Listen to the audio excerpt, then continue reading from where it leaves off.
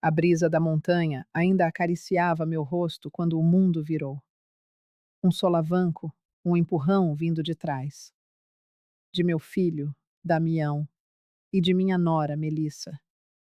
Caímos. A dor aguda das pedras contra meu corpo foi superada pelo sussurro urgente de meu marido ao meu lado. Não se mova, Hilda. Finja-se de morta.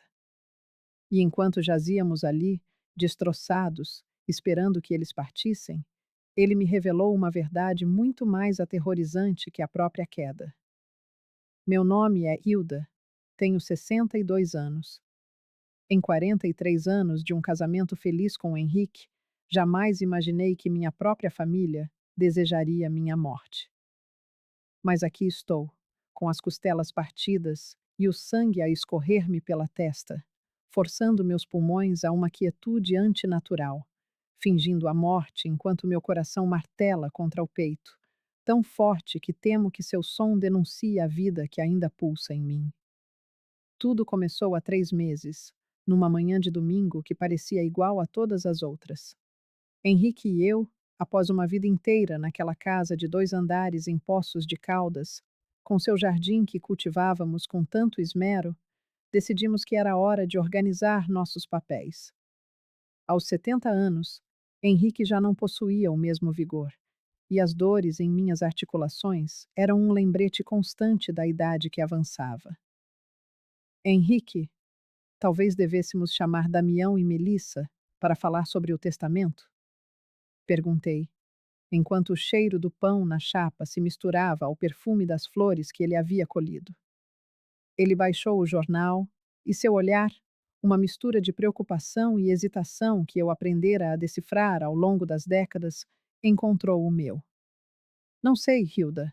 Será mesmo necessário? Claro que é, insisti, com a ternura de sempre. São nosso único filho agora e tem os meninos para criar. João com 8 anos, Pedro com 5. Eles precisam de segurança. Dizer único filho ainda me causa um aperto no peito.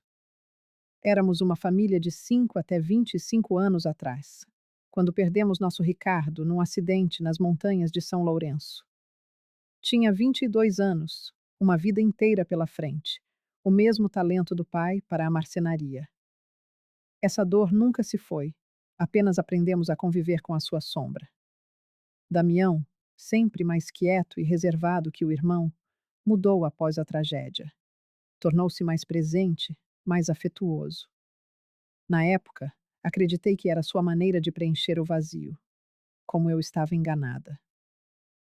Está bem, Hilda. Vamos chamá-los no próximo domingo. Ele enfim concordou, mas seu tom era o de quem cede apenas para me agradar. No domingo seguinte, a família chegou pouco depois do almoço.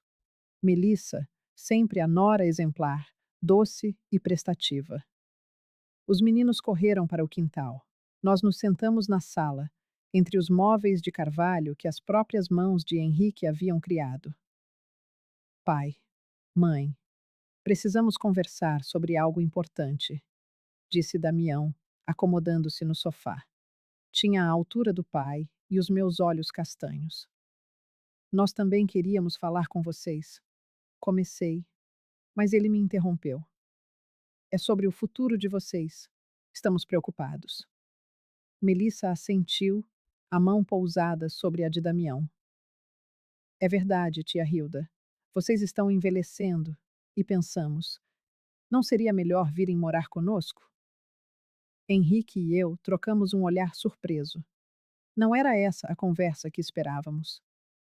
Ou então, continuou Damião, poderiam vender esta casa, que é tão grande, e comprar um apartamento menor. Menos trabalho e mais dinheiro guardado para uma emergência. Mas nós amamos esta casa, protestei. Nossa vida está aqui. O ateliê do seu pai, as memórias do Ricardo. Mãe, eu sei, ele disse, com uma paciência calculada. Mas precisam ser práticos. E quanto ao testamento, achamos que deveriam deixar tudo para nós. Afinal, cuidaremos de vocês, e depois tudo passará para os meninos. Havia uma frieza em sua praticidade que me gelou por dentro. Filho, não vamos morrer amanhã. E sobre o testamento, pensávamos em fazer algumas doações, ajudar a igreja. O semblante de Damião se fechou. Doações? Mãe, vocês trabalharam a vida toda por esse patrimônio. Vão dar para estranhos? Não são estranhos, Damião. É a nossa comunidade. Mas vocês têm netos, interveio Melissa com seu sorriso adocicado. O futuro deles é o que importa. A conversa se arrastou, e a cada minuto a pressão deles aumentava, deixando um gosto amargo no ar. Quando finalmente partiram, um silêncio pesado tomou conta da sala. Você não achou estranho? Perguntei a Henrique. Ele suspirou. Um pouco. Pareciam ansiosos demais. Naquela noite, liguei para minha irmã Harriet, que mora em Varginha. Ela sempre foi minha confidente. Hilda, querida, não quero falar mal do seu filho, ela disse, cautelosa. Mas você nunca notou como ele reage quando o assunto é dinheiro? Lembra-se da festa de 70 anos do Henrique? Quando vocês falaram da viagem a Salvador, ele só perguntava quanto iam gastar, se não era melhor economizar. Eu me lembrava. Na época, interpretei como preocupação. E tem mais, continuou Harriet. Melissa me procurou no mês passado. Queria saber se vocês tinham muitas economias, se a casa estava quitada. Disse que era para se planejar para o futuro, mas achei estranho ela não perguntar diretamente a vocês. Meu estômago se contraiu. Uma venda caiu dos meus olhos. Comecei a revisitar memórias recentes sob uma nova luz. As visitas inesperadas de Damião, com suas longas conversas sobre idosos vítimas de golpes financeiros. A sugestão de que mudássemos de banco para uma agência mais perto da casa dele. O que parecia gentileza, agora soava como estratégia. Suas visitas se tornaram mais frequentes, sempre orbitando o tema das nossas finanças, da nossa segurança, de como uma procuração em seu nome facilitaria tudo. Cada palavra dele parecia avaliar o valor de nossas vidas. Um dia, ele chegou com os papéis. Mãe, pai, trouxe umas procurações. É só para o caso de precisarem de algo e não puderem sair. Eu resolvo tudo. Henrique examinou os documentos. Procuração para quê, exatamente? Para tudo. Contas, decisões médicas, venda de imóveis, se for necessário. Venda de imóveis? Minha voz saiu um tom acima. É só precaução, mãe. Se um dia precisarem de dinheiro para um tratamento, por exemplo. Henrique dobrou os papéis e os devolveu. Não vamos assinar isso agora, filho. Precisamos pensar. O rosto de Damião se transformou. Por um instante, vi algo que nunca tinha visto ali. Raiva. Pura e gélida. Ele a disfarçou com um sorriso. Claro, pai. Sem pressa. Mas não demorem. A gente nunca sabe o que pode acontecer. A frase ecoou em minha mente por dias. A gente nunca sabe o que pode acontecer. Aquilo não fora um conselho, fora uma ameaça. Henrique começou a se fechar. Passava horas no ateliê, em silêncio, o olhar perdido. Uma noite, chegou pálido ao nosso quarto. Hilda, preciso te contar uma coisa. Ele se sentou pesadamente na cama. Fui ao banco hoje. Faltam 5.000 reais na nossa conta. Meu coração disparou. Como assim? Saques. Pequenos, feitos em dinheiro nos últimos meses. Mas quem? A pergunta morreu em meus lábios. Henrique me olhou com seus olhos cansados. Só nós temos o cartão, Hilda. E o Damião. Dei a senha a ele no ano passado, para me ajudar com uma transferência. O mundo girou. Nosso filho, roubando de nós. Nos dias seguintes, a investigação de Henrique revelou um buraco de mais de 12.000 reais. Saques pequenos, metódicos, sempre em caixas eletrônicos perto da casa dele. Juntei a coragem que me restava e o confrontei. Encontrei-o na sala, brincando com João.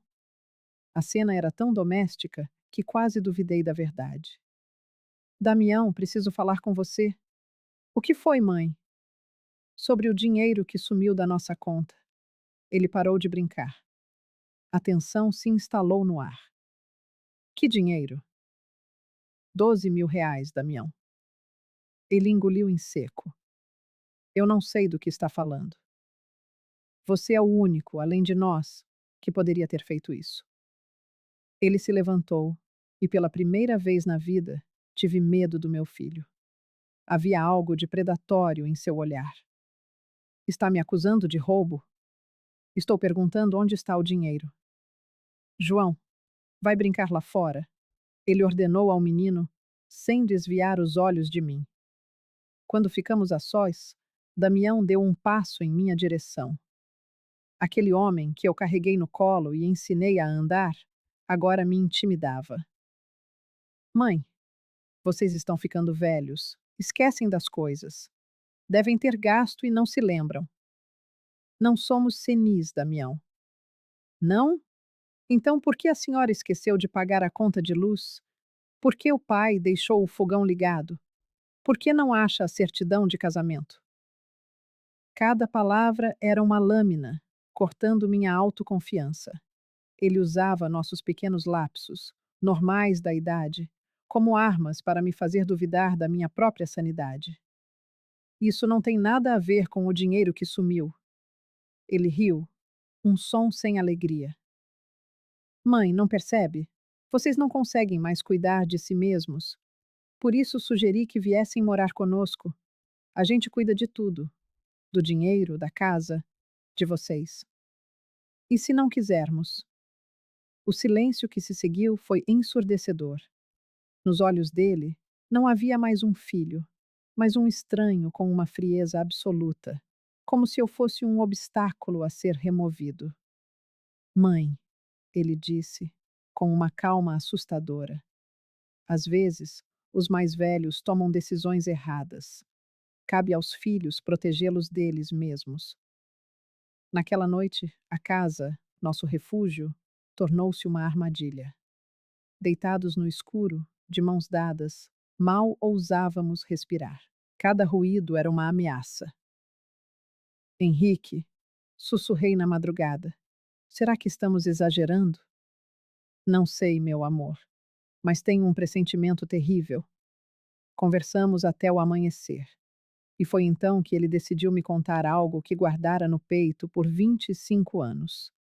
Algo que mudaria tudo. Hilda, sua voz era um fio. Tem uma coisa sobre a morte do Ricardo que eu nunca te contei. Senti o sangue gelar em minhas veias. O quê? Ele se sentou, passando as mãos pelos cabelos grisalhos, um gesto de pura angústia. Na manhã em que ele morreu, Ricardo me procurou na marcenaria. Estava agitado.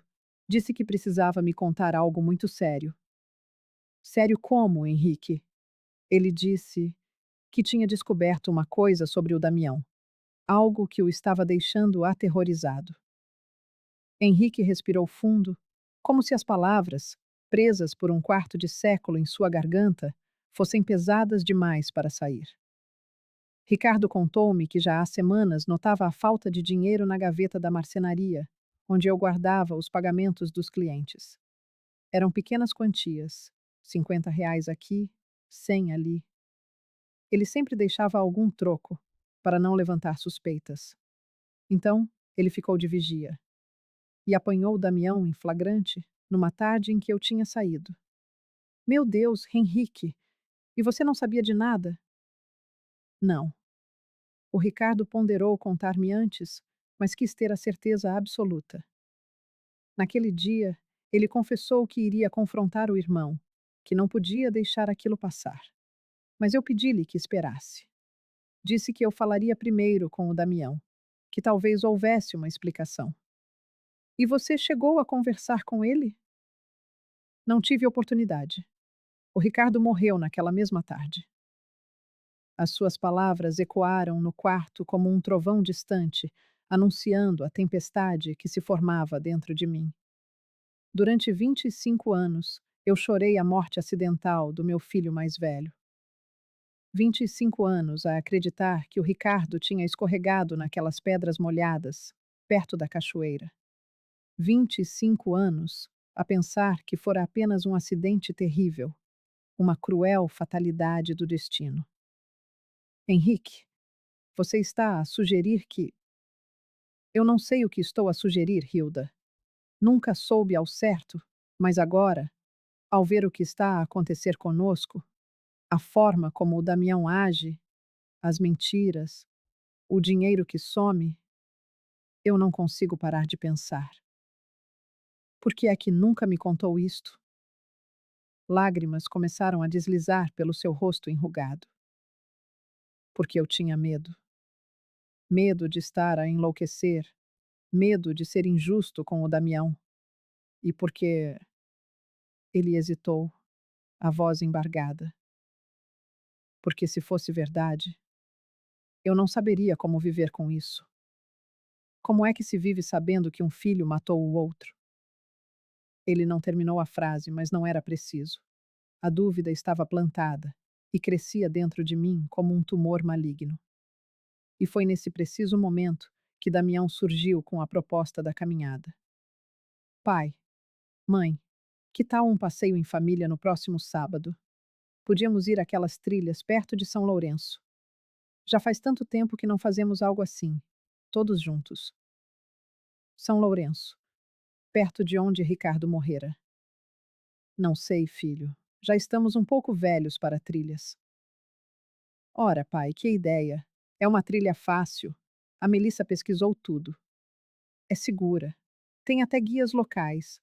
Vai fazer-vos bem respirar ar puro, sair um pouco de casa. Melissa acenou, com um entusiasmo forçado. É verdade, tio Henrique. Nós até já compramos equipamento de segurança, cordas, mosquetões, tudo certinho. Equipamentos de segurança. Para uma trilha fácil. Henrique e eu trocamos um olhar. Havia algo de profundamente errado naquela proposta, mas como recusar sem parecermos paranoicos? Está bem, concordei. Mas se for muito difícil, nós voltamos. Claro, mãe, é só um passeio em família. O sábado amanheceu sob um céu cinzento e pesado, típico das montanhas de Minas, no final do outono. Henrique e eu trocamos olhares preocupados enquanto nos arrumávamos, cada um a remoer o mesmo pensamento. Estaríamos a ser paranoicos? Seria possível que um simples passeio em família fosse de facto perigoso? Hilda, sussurrou Henrique, enquanto eu escovava os cabelos. Leva o telemóvel carregado. E não o deixes na mala. Guarda-o no bolso. Você acha mesmo que. Não sei o que acho, mas prefiro estar preparado. Às 8 da manhã, Damião chegou com Melissa e as crianças. Pareciam animados, normais, quase carinhosos. João e Pedro correram para nos abraçar e, por um instante, senti que talvez estivéssemos a exagerar. Como poderiam aquelas crianças doces ter pais capazes de nos fazer mal? Bom dia, sogros, disse Melissa, com aquele seu sorriso radiante. Que dia lindo para uma trilha, não acham? O céu estava fechado, ameaçando chuva, mas ela falava como se fosse o dia mais ensolarado do ano. Trouxemos lanches, água e até uns equipamentos de segurança, disse Damião, apontando para uma mochila grande. Cordas, mosquetões, essas coisas de escalada. A trilha tem umas partes meio íngremes, mas nada demais. Por que é que uma trilha fácil precisaria de equipamento de escalada? Pai, mãe, estão prontos? Perguntou Damião. Mas havia algo diferente na forma como ele nos olhava, uma frieza que eu aprendera a reconhecer. Durante a viagem até São Lourenço, tentei relaxar, mas era impossível. A minha mente regressava incessantemente à conversa da noite anterior, às revelações sobre Ricardo, ao dinheiro desaparecido. As crianças cantavam no banco de trás. O João a desafinar de propósito para fazer o Pedro rir. A Melissa falava de receitas, de um bolo de cenoura que queria fazer para o aniversário do João. Era tudo tão normal, tão cotidiano, que quase me convenci de que estava a imaginar coisas. Damião conduzia com uma calma estudada, mas eu sentia os seus olhos em mim, pelo espelho retrovisor, a medir cada uma das nossas reações. Era como se ele tentasse ler os nossos pensamentos. Pai, disse ele de repente, o senhor está muito quieto hoje. Está tudo bem? Henrique sobressaltou-se, como se tivesse sido acordado de um transe. Estou sim, filho, só a pensar. A pensar em quê? Na vida, em como o tempo passa depressa. Damião riu, mas foi um som oco, desprovido de alegria. É verdade. Parece que foi ontem que éramos crianças a brincar nestas mesmas montanhas. Brincar nestas mesmas montanhas, onde Ricardo morrera. Quase. Tio Henrique, disse Melissa de repente. O senhor já veio a estas trilhas antes? Algumas vezes, quando os meninos eram pequenos, respondeu Henrique, olhando pela janela. Já faz muito tempo. E vocês sabem que esta região é famosa pelos acidentes, não sabem?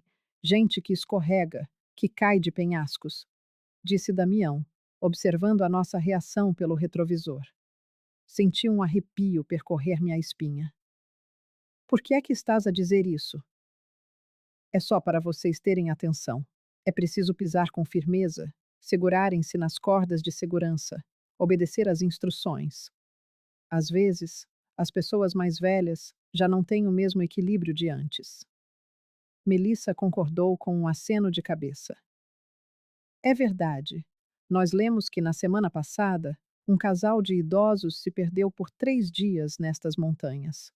Por sorte, foram encontrados. Por sorte. A palavra ecoou na minha mente, carregada de um presságio sombrio. Chegamos ao início da trilha por volta das 10 da manhã.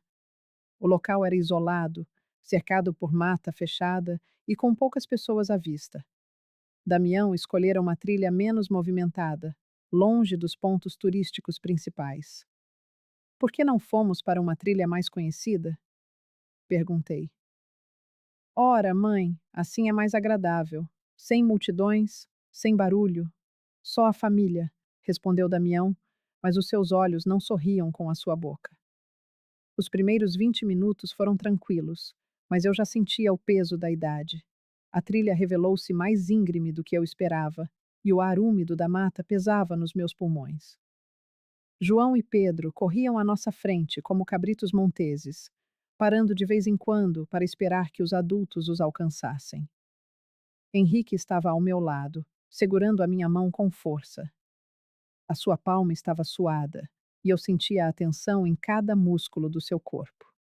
Ele olhava constantemente para trás, para Damião e Melissa, que caminhavam a conversar em voz baixa. Hilda, sussurrou ele ao meu ouvido. Eles estão a planear alguma coisa. Eu sinto. Continuamos a subir. A trilha tornava-se mais difícil a cada passo, com pedras soltas e trechos onde o caminho beirava precipícios que me provocavam vertigens. E então, como se estão a sentir? Perguntou Melissa, aproximando-se de nós com uma solicitude exagerada que começava a irritar-me. Bem, obrigada, respondi, com a respiração ofegante. Ótimo, porque ainda temos 1 hora e meia de caminhada pela frente, disse Damião, consultando o telemóvel. E a parte mais bonita é lá em cima, no miradouro. Vai valer a pena cada passo. 1 hora e meia. O meu coração afundou-se. Para pessoas da nossa idade, numa trilha íngreme como aquela, 1 hora e meia era uma eternidade. Por que não tinham mencionado que seria tão longa? Damião, disse Henrique, parando para se encostar a uma árvore. Talvez seja melhor voltarmos. A tua mãe não está habituada a isto, e eu também já não tenho 20 anos. Pai, já viemos até aqui. Seria uma pena desistir agora, não acham? Vamos devagar, sem pressa. A vista lá de cima compensa, eu prometo. É espetacular. Havia na sua insistência algo que me deixou profundamente alarmada. Era como se ele precisasse desesperadamente que chegássemos ao topo, como se isso fosse fundamental para um plano que só ele conhecia. Os seus olhos brilhavam com uma determinação que nada tinha a ver com a admiração da paisagem. Continuamos a caminhar.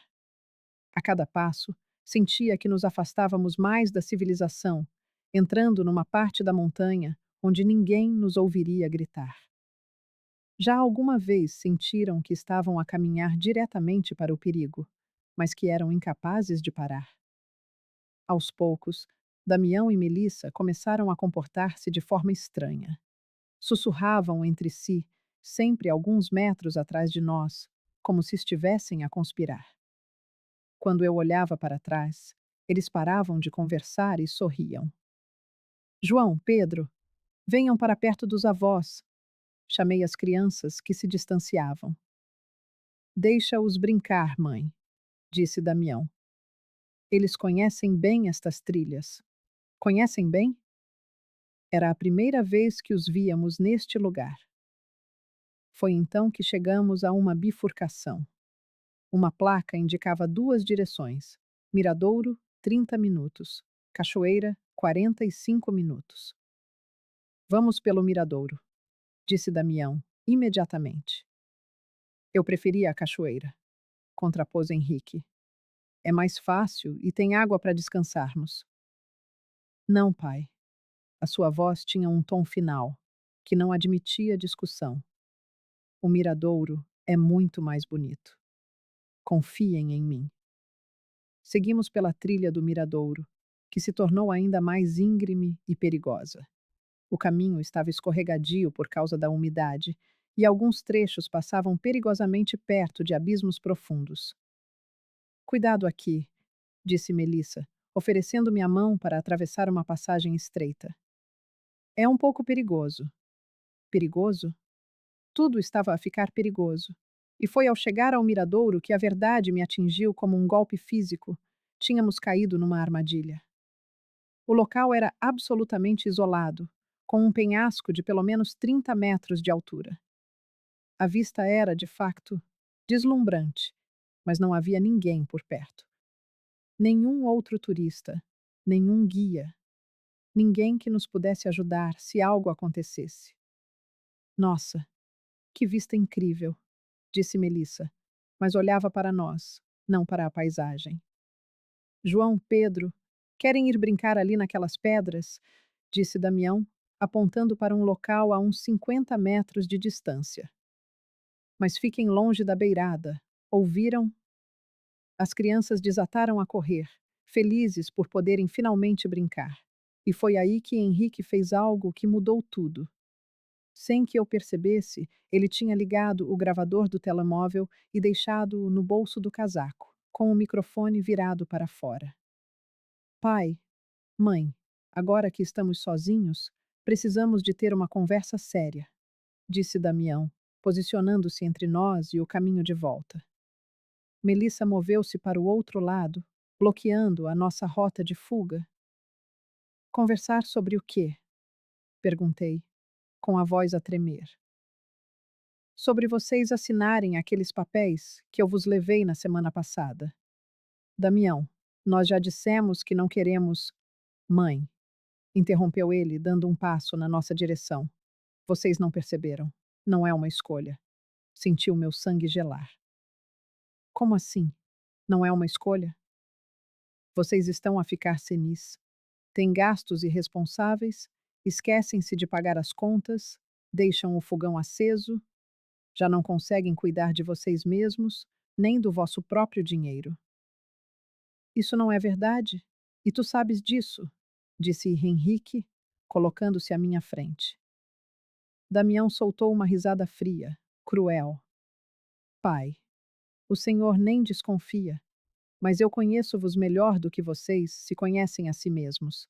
Sei exatamente quanto dinheiro vocês têm. Sei da casa, sei das poupanças. E sei que precisam de ajuda para administrar tudo isso.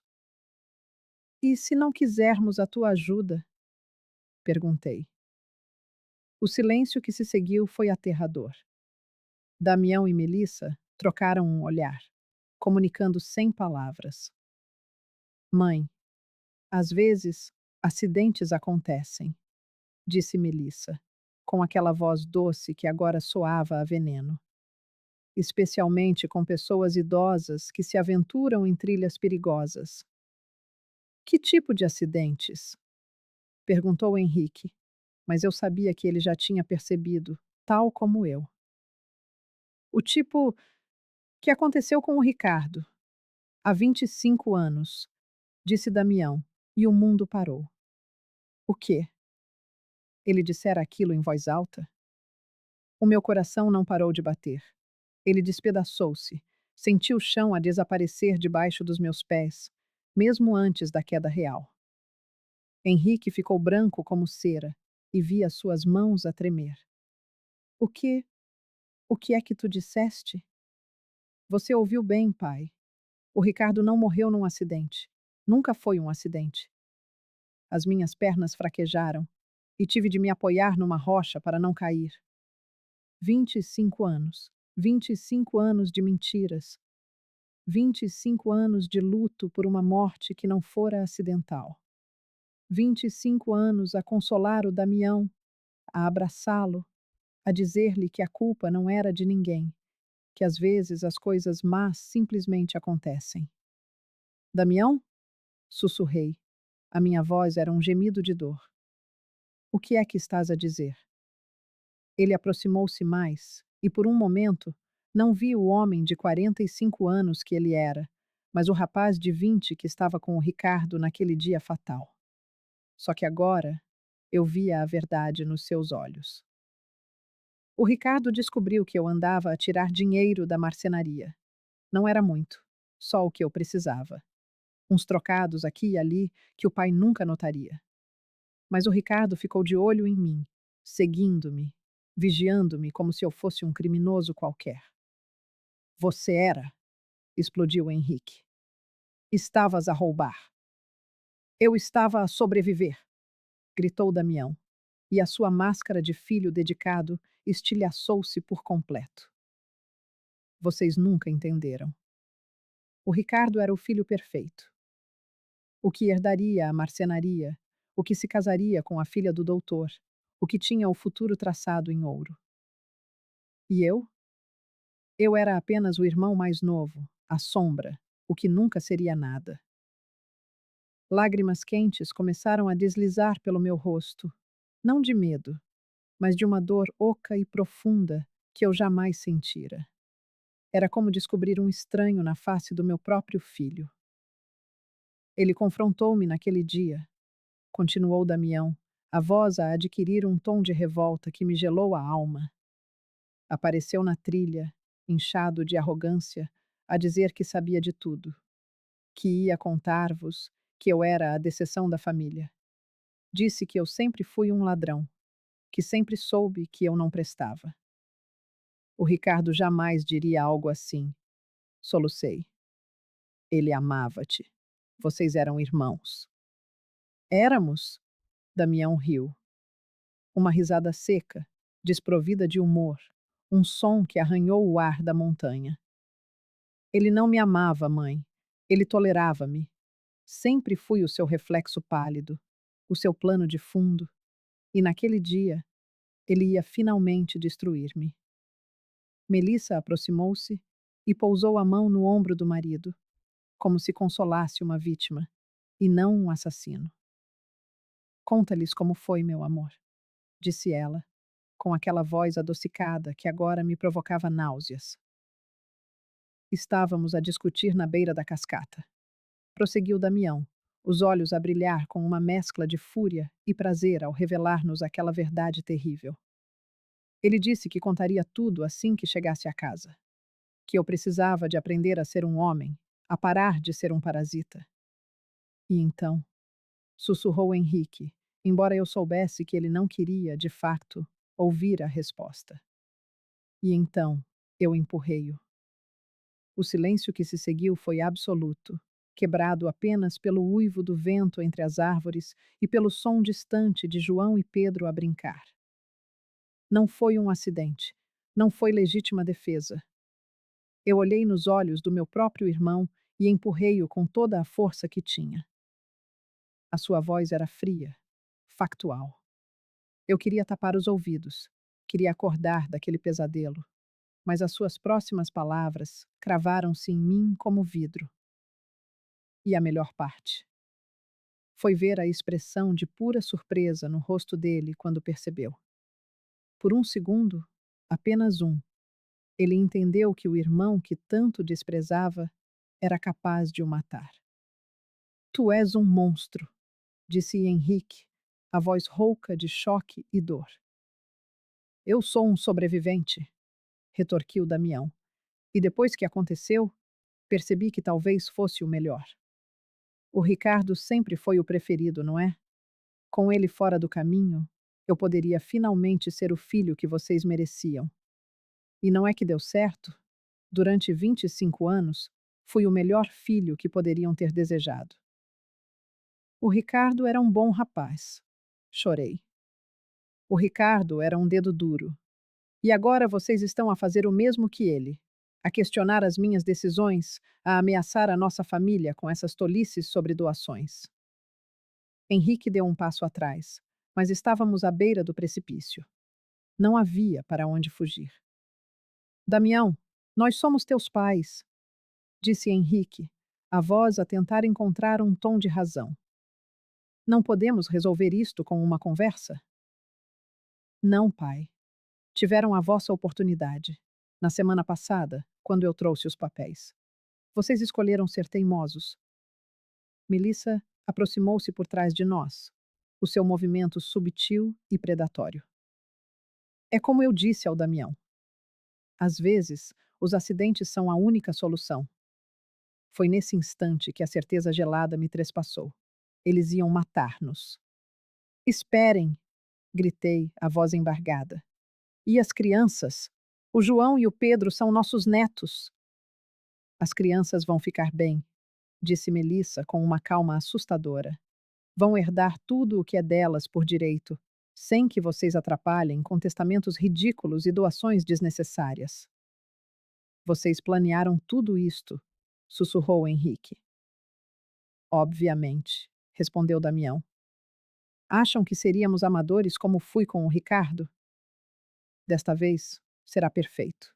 Um casal de idosos aventureiros escorregou na trilha e caiu do penhasco. Um acidente trágico.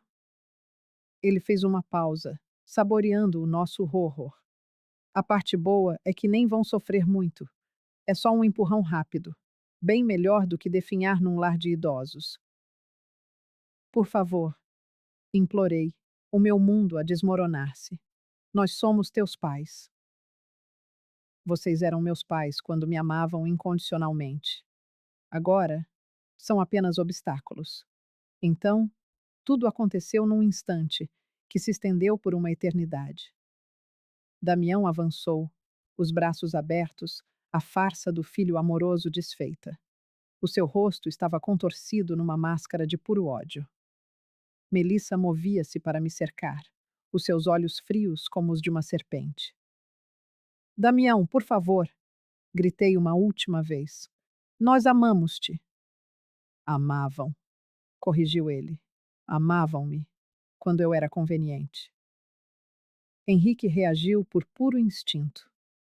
Aos 70 anos, ainda possuía os reflexos de uma vida a domar madeira rebelde. Quando Damião estendeu os braços para nos empurrar, Henrique agarrou o pulso do filho com uma força que eu não sabia que ele ainda tinha. Se nos queres matar, disse Henrique, com uma voz que eu nunca lhe ouvira, uma voz forjada na fornalha do desespero. Vais ter de vir conosco. E puxou. O movimento foi tão inesperado que Damião perdeu o equilíbrio. Melissa, que tentava agarrá-lo, foi arrastada no turbilhão. Os 4 caímos juntos do penhasco. A queda foi um borrão de sensações. O silêncio inicial do choque, o vento a cortar-me o rosto, os nossos gritos a ecoarem pela montanha, o estômago a subir à garganta. Vi o céu nublado a girar e senti os galhos a arranharem-me os braços. Por um instante eterno, tive a certeza da morte. Pensei no Ricardo. Pensei na vida que construí com o Henrique. Pensei nos netos que ficariam órfãos. Mas não morri. Aterramos numa saliência rochosa, uns 10 metros abaixo da beira do penhasco. Uma pequena plataforma natural, coberta de terra úmida e folhas, amorteceu a nossa queda de forma milagrosa. A dor explodiu, imediata e lancinante. Senti algo estalar nas minhas costelas e um líquido quente começou a escorrer-me pela testa. Mas estava viva. Henrique gemia baixinho a poucos centímetros de mim, ferido, mas consciente. Damião e Melissa tinham caído a alguns metros de distância, também a gemer de dor, mas visivelmente em melhor estado do que nós. Foi então que Henrique, com uma lucidez que me salvou, sussurrou ao meu ouvido a frase que mudou tudo. Não te mexas. Finge-te de morta. Compreendi de imediato. Se eles percebessem que estávamos vivos, terminariam o trabalho. Controlar a respiração foi a coisa mais difícil que já fiz. Cada fibra do meu corpo gritava para me mover, para gemer, mas as palavras de Henrique ecoavam na minha mente. A nossa vida dependia disso. Ouvimos Damião e Melissa a moverem-se, a tentarem levantar-se. O som das pedras a deslocarem-se sob os seus corpos fazia-me querer abrir os olhos. Merda, Damião! A minha perna dói tanto, sussurrou Melissa. Shh! Fala baixo. Deixa-me ver se eles. Se resultou. Senti passos a aproximarem-se. O meu coração batia com tanta força que tive a certeza de que ele o ouviria. Damião parou ao meu lado e senti a sua respiração quando se agachou. Hilda? Sussurrou ele. Pai? Silêncio. Mantivemos os olhos fechados, a respiração quase suspensa. Tem pulso? Perguntou Melissa, aproximando-se a mancar. Senti os dedos de Damião no meu pescoço, a sua mão a tremer. Fiz o maior esforço da minha vida para manter o pulso fraco, quase imperceptível. Está muito fraco, disse ele. E o pai? Moveu-se para Henrique. O dele também está quase a parar. Eles vão morrer? Perguntou Melissa, e havia na sua voz uma esperança terrível que me nauseou. Acho que sim, com a idade deles. Vamos esperar um pouco, para ter a certeza. Afastaram-se e sentaram-se numa pedra, a observar-nos. Foi então que a conversa recomeçou, e cada palavra foi como uma punhalada. Achas que devíamos, sei lá, ajudá-los a ir mais depressa? Sussurrou Melissa. Não é preciso. Olha para eles. Não vai demorar muito. E se alguém aparecer? Ninguém vem, meu amor. Eu pesquisei. Esta trilha é isolada. Daqui a umas 3 horas, as crianças começam a perguntar por nós. Quando anoitecer, chamam a polícia, mas aí já será tarde demais. Melissa riu-se, um som baixo que me fez tremer. Pensaste mesmo em tudo. Claro que pensei. Não podia cometer os mesmos erros. Conta-me outra vez como foi com o Ricardo. Eu gosto quando tu contas. Damião suspirou, como se recordasse um momento agradável. O Ricardo sempre foi um convencido. Naquele dia, chegou à trilha a dizer que tinha provas contra mim, que ia mostrar aos nossos pais que eu andava a tirar dinheiro. E não andavas? Andava, mas era pouco. O pai nunca notaria.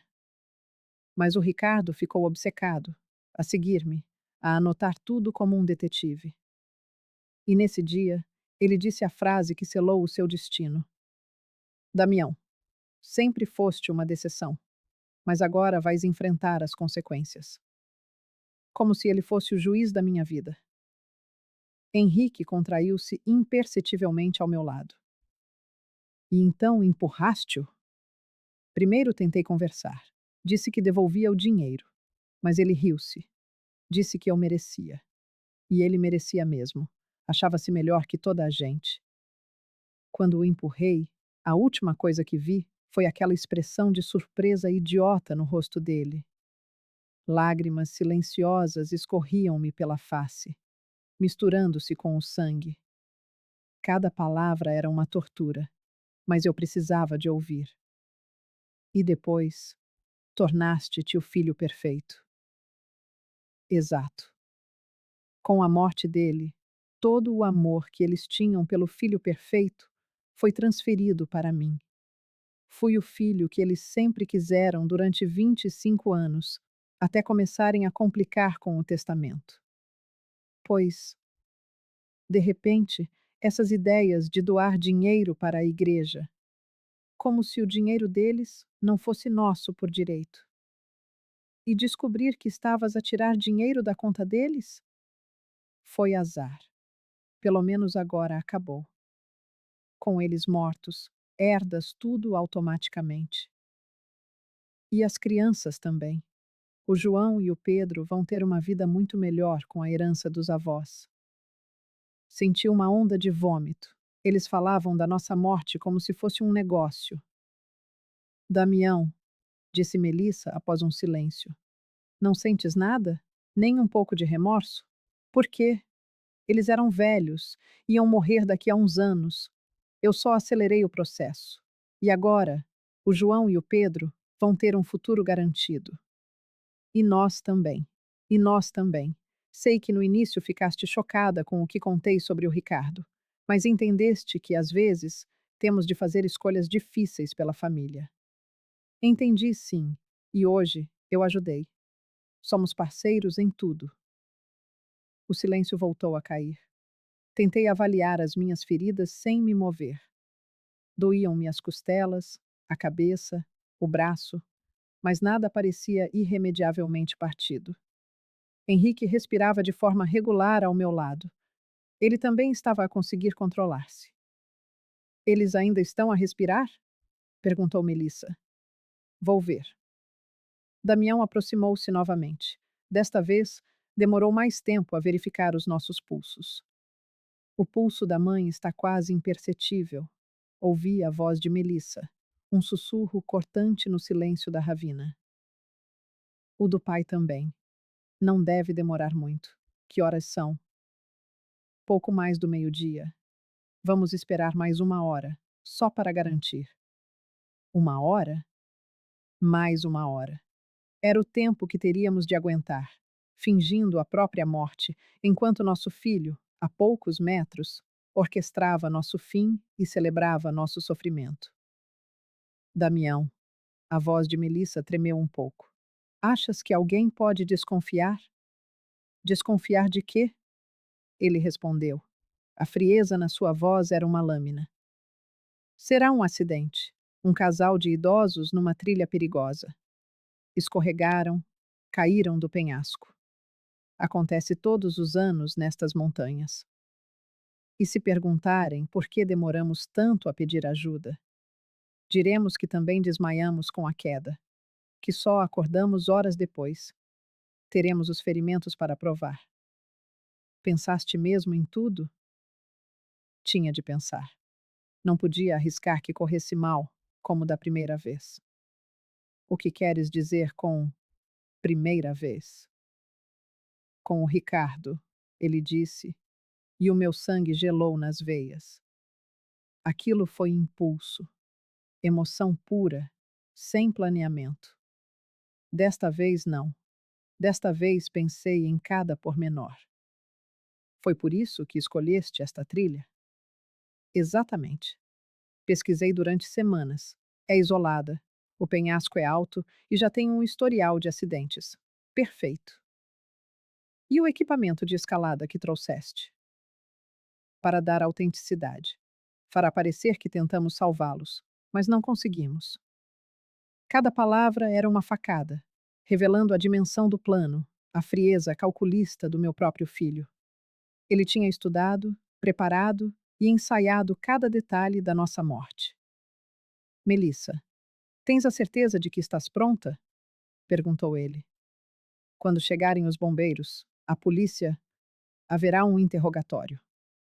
Vais conseguir fingir que estás em choque? Vou. Já treinei em frente ao espelho. Vou chorar, ficar histérica, dizer que tentamos tudo para o salvar. Ótimo. E lembras-te do que falamos sobre as crianças? Sim. Se eles disserem algo estranho, a desculpa é o choque. Crianças reagem de formas diferentes ao trauma. Tinham pensado até nos nossos netos.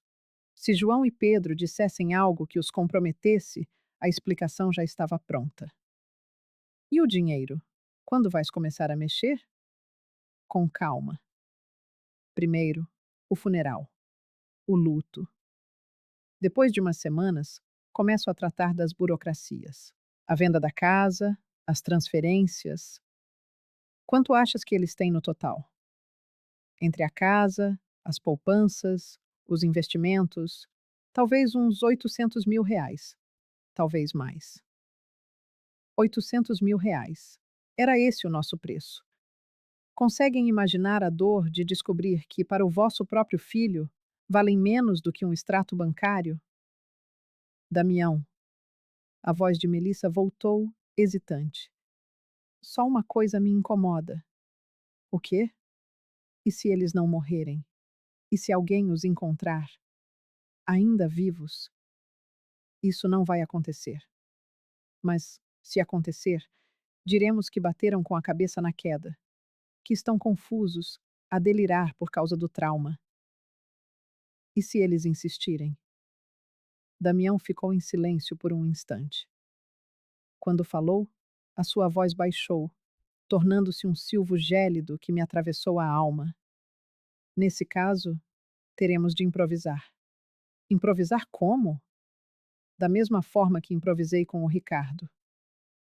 O silêncio que se seguiu foi absoluto, pesado. Até Melissa pareceu compreender a gravidade da ameaça. Tu matá-los-ias, mesmo que sobrevivessem. Se for preciso para proteger a nossa família, sim. Foi nesse preciso momento que um som distante mudou tudo. Vozes. Olá? Alguém aí embaixo? Bombeiros. Alguém notara a nossa ausência. Merda! Damião sibilou, o pânico a infiltrar-se na sua compostura. Ninguém deveria ter chegado tão cedo. O que fazemos? Calma, disse Melissa. Seguimos o plano. Eles vão encontrar-nos feridos, e os teus pais mortos ou quase. Contamos a nossa versão. Aqui embaixo! Gritou Damião, a sua voz transformando-se instantaneamente na de um filho desesperado. Socorro! Os meus pais caíram. Em minutos, ouvi o som de cordas, o tilintar de equipamentos e as vozes dos socorristas a organizarem-se. Senhor, consegue ouvir-me? Gritou uma voz lá de cima. Consigo. Estamos aqui 4. Eu e a minha esposa estamos feridos, mas conscientes. Os meus pais, acho que estão muito mal. Vamos descer agora. Mantenham a calma. Pouco depois, 2 bombeiros desceram em rapel até a saliência rochosa onde estávamos. Mantive os olhos fechados, a respiração quase nula, enquanto ouvia Damião representar o seu papel. Por favor, salvem os meus pais. Eles caíram primeiro, bateram com a cabeça. Não respondem há muito tempo. Um dos bombeiros ajoelhou-se ao meu lado. Senti as suas mãos experientes a verificar o meu pulso, a minha respiração. Esta senhora está viva, mas muito debilitada. Precisamos de a içar com urgência. O outro examinava Henrique. Este senhor também está vivo, mas o pulso está muito fraco. Levamos os 2 para o hospital imediatamente. Eles vão ficar bem? Perguntou Damião, a sua voz carregada de uma falsa preocupação. Faremos tudo o que for possível. Enquanto nos preparavam para o transporte, ouvi Damião sussurrar a Melissa. Lembra-te, caímos juntos, desmaiamos, só acordamos agora. Entendido. Ser erguida na maca foi a provação mais difícil. Cada movimento era uma agonia, mas a nossa vida dependia de manter a farsa. Durante a subida pelo penhasco, ouvi Damião a contar a sua história aos bombeiros. Estávamos a admirar a vista quando a minha mãe escorregou. O meu pai tentou segurá-la e perdeu o equilíbrio. Eu e a minha mulher fomos ajudar e acabamos por cair também. Desmaiamos com o impacto. Tiveram sorte em cair nesta saliência, comentou um dos socorristas. Se tivessem ido até ao fundo, não teriam sobrevivido. É um milagre, concordou Damião. Só espero que os meus pais fiquem bem. Mentiroso. Mentiroso até ao último suspiro. No topo, colocaram-me numa ambulância, ao lado de Henrique. Ouvi Damião a perguntar aos paramédicos para que hospital nos levariam, dizendo que nos seguiria de carro com a esposa. Foi durante essa viagem que tomei uma decisão. Não podia continuar a fingir-me inconsciente para sempre, mas também não podia revelar a verdade ali, sem garantias. Precisava de um aliado. Quando senti a mão de uma paramédica a verificar os meus sinais vitais, sussurrei, movendo apenas os lábios, num esforço tremendo. Preciso falar com a polícia. Ela inclinou-se, o sobrolho franzido. A senhora disse alguma coisa? Abri os olhos pela primeira vez em horas, encarando-a diretamente. Por favor, supliquei num fio de voz. Não deixe o meu filho saber que estou consciente. A paramédica, uma mulher de 40 e poucos anos e olhar inteligente, compreendeu de imediato. Pode deixar comigo, sussurrou ela de volta. Qual é o seu nome? Hilda. Dona Hilda, o meu nome é Inês. A senhora está segura agora. Vou garantir que fique protegida no hospital. Aquelas palavras foram um bálsamo. Finalmente alguém estava do meu lado. E o meu marido? Também está vivo, mas ainda inconsciente. Nós cuidaremos dele. Por favor, não deixe o nosso filho a sós conosco. Entendido. Confia em mim. O resto do trajeto foi um borrão. Mantive os olhos fechados, mas a minha mente corria, planeando como contar a verdade, como garantir que Damião e Melissa não escapariam. Quando chegamos ao hospital, Inês cumpriu a promessa. Enquanto me levavam para o quarto, ouvia-a falar com a equipa médica. Esta paciente pode estar mais consciente do que aparenta. Sugiro que restringam as visitas até ela estabilizar. Entendido. E os familiares? Também se feriram. Estão a ser atendidos na urgência. Podem visitá-la depois. Perfeito. Teria tempo. Quando finalmente fiquei sozinha no quarto, apenas com Inês por perto, abri os olhos por completo. Dona Hilda, como se sente? Com dores, mas viva. Obrigada por me ajudar. De nada. Agora conte-me. O que aconteceu realmente naquela trilha? E então, a verdade começou a sair. Cada palavra doía. Cada memória era uma ferida reaberta. Contei-lhe tudo. O dinheiro, o assassinato de Ricardo há 25 anos, o plano para nos matar. Quando terminei, Inês segurava a minha mão com firmeza. Dona Hilda, a senhora precisa de falar com a polícia o mais depressa possível. Mas quem vai acreditar em mim? Vão dizer que bati com a cabeça, que estou a delirar.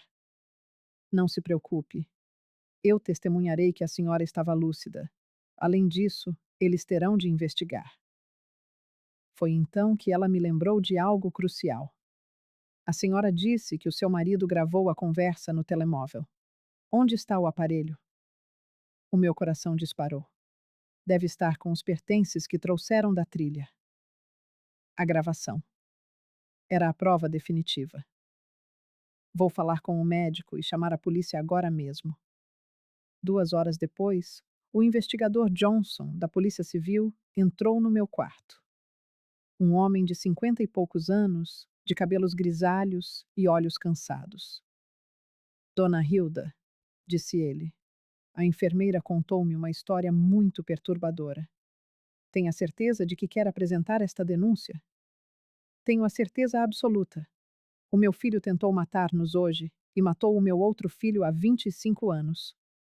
Ele sentou-se, pegou num caderno e começou a anotar enquanto eu recontava tudo, desde o dinheiro desaparecido até a confissão no penhasco.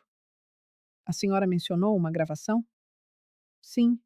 O meu marido ligou o gravador do telemóvel quando chegamos ao miradouro. Vamos verificar. Os vossos pertences estão na recepção.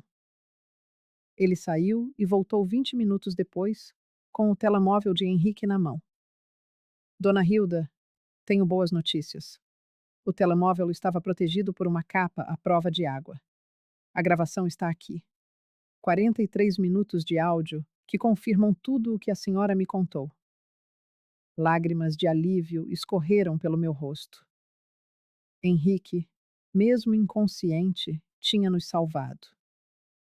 O que acontece agora? Agora, vamos deter o seu filho e a sua nora. Eles ainda estão no hospital, o que facilita as coisas. E vou reabrir a investigação sobre a morte do Ricardo. Depois de 25 anos? Crime de homicídio não prescreve, Dona Hilda. 2 horas mais tarde, ouvi uma comoção no corredor. Vozes altas, protestos, o som metálico e seco de algemas a fechar-se. Isto é um absurdo, ouvi Damião gritar. Os meus pais bateram com a cabeça. Estão confusos, não sabem o que dizem. Mas era tarde demais. As provas eram irrefutáveis. Inês entrou no quarto pouco depois. Foram presos. Vão para a esquadra e depois para a prisão. Sem fiança. O conselho tutelar já foi acionado por causa do João e do Pedro. 3 dias depois, Henrique acordou. Quando abri os olhos de manhã e o via olhar para mim, da cama ao lado, foi o momento mais emocionante da minha vida. Hilda, sussurrou ele, a voz rouca. Conseguimos? Conseguimos, meu amor. Foram presos. A tua gravação salvou-nos. Ele fechou os olhos, aliviado. Eu sabia que tinha de gravar. Algo me dizia que íamos precisar de provas. Lembraste de tudo? Lembro-me de cada palavra. Sobre o Ricardo, o dinheiro, tudo. Choramos juntos naquela manhã. Choramos pelo filho que perdemos, por nós e pela família que pensávamos ter, mas que nunca existiu. Nos dias seguintes, a história explodiu nos jornais locais. Filho tenta matar pais por herança.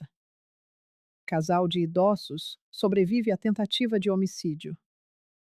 Homem confessa assassinato de irmão após 25 anos. A investigação sobre a morte de Ricardo avançou depressa. Com a confissão, a polícia encontrou inconsistências no depoimento original de Damião. Testemunhas da época, que nunca tinham sido ouvidas, confirmaram que os irmãos tinham discutido nesse dia. Um mês depois, ainda no hospital, recebemos a visita do nosso advogado. Dona Hilda, senhor Henrique, tenho novidades. Damião e Melissa foram indiciados por dupla tentativa de homicídio qualificado e associação criminosa. Ele foi também indiciado pelo assassinato de Ricardo. Qual é a pena para tudo isso? Perguntei. Se forem condenados, podem apanhar entre 30 a 40 anos de prisão. Dificilmente sairão da cadeia. 40 anos. O meu filho tinha 45, uma vida inteira, paga por uma traição que nem a morte conseguiria apagar. Ele sairia da prisão um homem alquebrado pela idade, se é que um dia voltaria a ver a luz do sol. Mas e os nossos netos? Essa era uma ferida aberta, uma questão ainda mais delicada. A irmã de Melissa não podia acolhê-los permanentemente, e a sombra da adoção pairava sobre eles, uma ameaça de separá-los de tudo o que conheciam. Henrique e eu trocamos um olhar que dizia tudo. Apesar da dor, apesar das cicatrizes que marcavam nossos corpos e almas, João e Pedro eram nosso sangue. Duas crianças inocentes, apanhadas no turbilhão de uma tragédia que não criaram. Nós ficamos com eles. A voz de Henrique soou firme, inabalável. Os senhores têm certeza? Questionou a assistente social, os olhos expressando uma preocupação genuína. Considerando a vossa idade, a recuperação do acidente? Absoluta certeza, respondi, sentindo uma força que pensei ter perdido. Eles são nossos netos e não carregam a culpa dos pecados dos pais. O processo de adoção arrastou-se por 3 longos meses. Nesse tempo, as visitas de João e Pedro eram como faróis de esperança na escuridão, primeiro no hospital, depois em casa, quando finalmente recebemos alta. No início, eles eram como pássaros de asa quebrada, confusos, assombrados pela imagem dos pais sendo levados. Lembro-me do dia em que voltaram para casa, para ficar. João entrou devagar, seus olhos percorrendo cada canto, como se visse tudo pela primeira vez, embora tivesse crescido ali. Pedro, por sua vez, correu para o quintal, um eco de uma infância que parecia pertencer a outro tempo. Vovó, João puxou a manga da minha blusa, a voz baixa. A casa está diferente. E estava. Henrique e eu havíamos removido cada fotografia em que Damião aparecia. Guardamos as de Ricardo, mas aquelas que mostravam a nossa família supostamente feliz, com o sorriso de Damião no centro, foram relegadas a uma caixa no sótão. Talvez um dia os meninos quisessem vê-las, mas esse dia não era hoje. É porque estamos a começar uma nova história aqui, meu amor. Respondi, afagando os seus cabelos. Uma história só nossa. E foi João quem fez a pergunta que eu mais temia. Numa tarde de domingo, enquanto o cheiro de biscoitos enchia a cozinha, ele perguntou: Vovó, por que o papai e a mamãe estão presos? Pedro parou de mexer na massa, seus olhinhos fixos em mim, esperando uma resposta que eu não sabia como dar. Sentei-me com eles à mesa, a mesma onde tantas vezes conversamos sobre as pequenas alegrias da vida. Agora, precisava explicar o incompreensível. Meus amores, comecei, a voz a falhar. O papai e a mamãe fizeram coisas muito erradas, coisas que magoaram outras pessoas. Magoaram vocês? Perguntou João, seus olhos castanhos, tão parecidos com os meus, carregados de uma seriedade que não pertencia a uma criança de 8 anos. Sim, eles tentaram magoar o vovô e a mim. Por quê? A pergunta saiu como um sussurro. Como explicar a uma criança que o seu pai tentou matar os próprios pais por dinheiro? Como dizer que o amor que sentiam fora construído sobre um castelo de mentiras? Às vezes, os adultos tomam decisões terríveis, João. Decisões que nem nós conseguimos entender. O que importa é que vocês estão seguros agora. E nós vamos cuidar de vocês para sempre. Eles vão voltar? A esperança infantil na sua voz partiu-me o coração. Não, meu amor. Eles vão ficar longe por muito tempo. Mas nós estaremos aqui. O vovô e eu. Vamos levar-vos à escola, ver-te jogar futebol e ajudar o Pedro com os seus desenhos. Pedro, que estivera em silêncio, perguntou com a inocência pura dos seus 5 anos. Vovó, mas por que eles fizeram coisas más se eram nossos pais? Aquela pergunta desarmou-me por completo. Eu não sei, querido. Às vezes, as pessoas perdem-se, mesmo quando deviam proteger quem mais amam. Nos meses seguintes, as perguntas de João tornaram-se mais difíceis, revelando uma maturidade precoce que me feria a alma. Estávamos no jardim e ele me perguntou: Vovó, o papai era mau desde criança? Não sei, querido. Quando ele era pequeno, parecia uma criança como qualquer outra. Talvez ele tenha se perdido no caminho. Eu vou ficar igual ao papai quando crescer? Essa pergunta, tão simples e tão terrível, fez o mundo parar ao meu redor. Ajoelhei-me na terra úmida e segurei o seu rosto entre as minhas mãos. João, olha para mim. Você é uma pessoa boa, com um coração bom. Você cuida do seu irmão, é gentil. Você já é diferente do seu pai. E sabe por quê? Porque você se preocupa em ser bom. Seu pai deixou de se preocupar com isso há muito tempo. Ele abraçou-me com força. Eu tenho medo de ser igual a ele, vovó. Eu e o vovô vamos ajudar-te a nunca ser igual a ele, prometi. O julgamento ocorreu 6 meses após o acidente. Ver Damião no banco dos réus, algemado, vestindo o uniforme laranja da prisão, despertou em mim uma mistura de ódio e pena que me sufocou. Ele estava mais magro, os cabelos mais grisalhos e uma dureza no rosto que eu nunca tinha visto. Ou talvez sempre estivesse lá, e eu é que me recusei a enxergar. Quando chegou a minha vez, subi à tribuna com as pernas a tremer. Senhora Hilda, poderia nos dizer o que o réu confessou sobre a morte de Ricardo Silva? Ele disse que matou o próprio irmão, porque Ricardo descobriu que ele estava a roubar a marcenaria do meu marido. Disse que o empurrou do penhasco. E sobre a motivação para tentar matá-la, a si e ao seu esposo? Dinheiro. A palavra saiu seca. Ele queria a nossa herança. Disse que já éramos velhos e que ele estava apenas a acelerar o processo. Foi então que a gravação ecoou pelo tribunal. 43 minutos da voz do meu filho a confessar o assassinato, a planear a nossa morte, a falar de nós como se fôssemos meros obstáculos. Quando terminou, o silêncio era absoluto. Na minha declaração final, olhei diretamente para Damião. Damião, a minha voz soou mais firme do que eu esperava. Eu carreguei-te no meu ventre. Eu ensinei-te a diferença entre o certo e o errado. E mesmo assim, escolheste matar o teu irmão. Escolheste mentir-nos durante 25 anos.